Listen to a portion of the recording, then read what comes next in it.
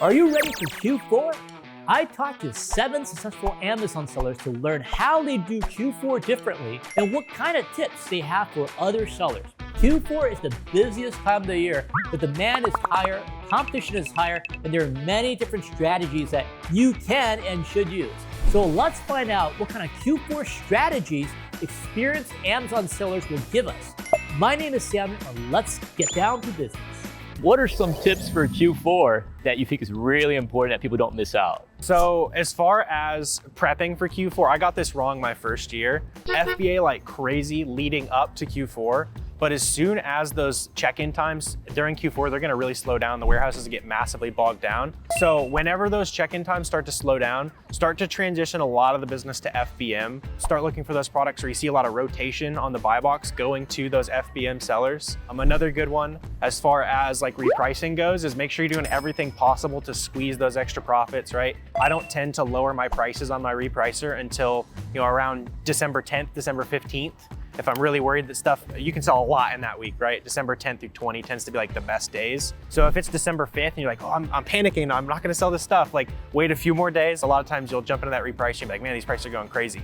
A lot of Q4 deals, you need to be thinking about it sometimes even in Q1. There are a couple of Christmas ornament companies we sell with, and they like to plan their whole year from the start of the year. So Q3, a lot of what we do is gear up, August, September, we're making those buys to really capitalize on Q4. Advanced planning is crucial. If you're buying, a Christmas product or a Thanksgiving product or a Halloween product the same month that you're in, you're probably gonna be a little bit too late to the party. So I would say that's a good time to plan. And I will say something about seasonality. Q4 is not the only time for good seasonal products. We have seasonal summer products, seasonal spring products, seasonal winter products, New Year's resolution products, Valentine's Day products, St. Patrick's Day products. There's a season for everything, so don't limit yourself just to Q4.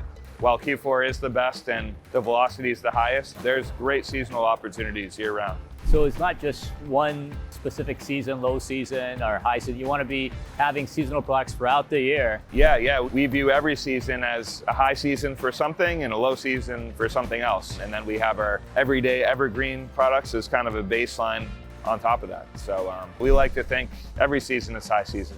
Buy more of what you already are buying, leave emotion out of it, look at the data, look at what sold really well last year during Q4, and then do that analysis. So, okay, sales quadrupled last year, we could probably increase our buying power a little bit this year. Make sure you have the capital to be able to sustain you through that period of time in case something goes sideways. I do stay away from seasonal products.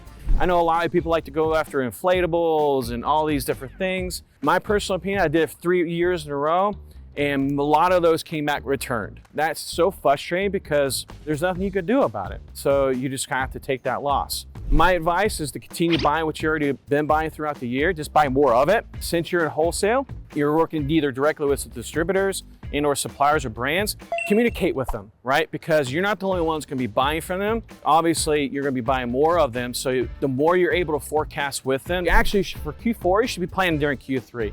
Working with your suppliers, hey, listen, we plan on stepping up our buying, 2, 3, maybe 4 times, depending on what all you're doing. And they'll appreciate that, right? Because obviously they got to supply other retailers, whether it's brick and mortar stores, it's online retailers, other distributors, and so forth. So the more you're able to communicate to forecast, the more that you'll actually win in that relationship because they appreciate it. They really do, because they don't want to run out of product, because that means they can't sell any more product. So yeah, forecast is going to be a huge piece, and just buy more of what you're already selling. Your really good sales are going to start in October.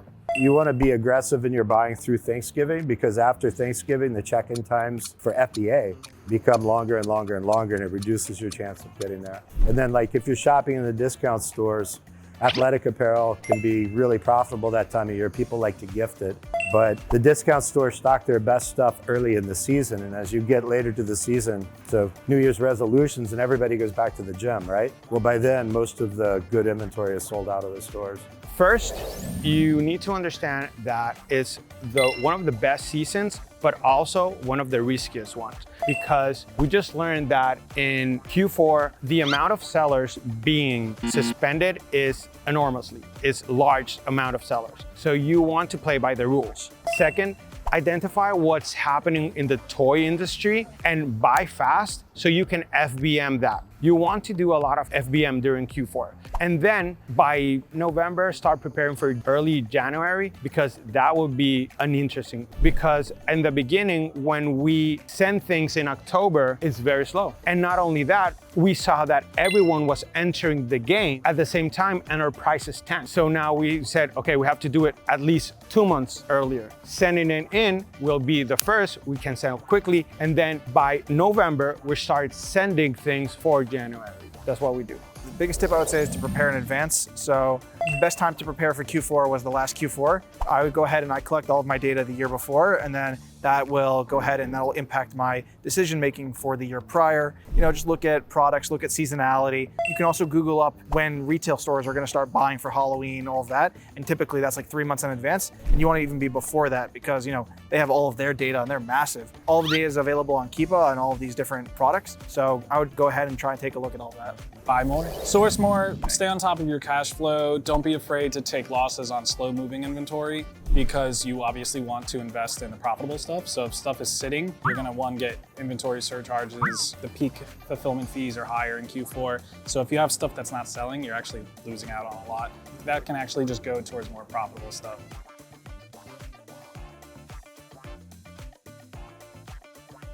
That's all the tips for today. Hope you learned some new strategies from today's episode. And the last thing, make sure to use a repricer that can help you make more profits in Q4.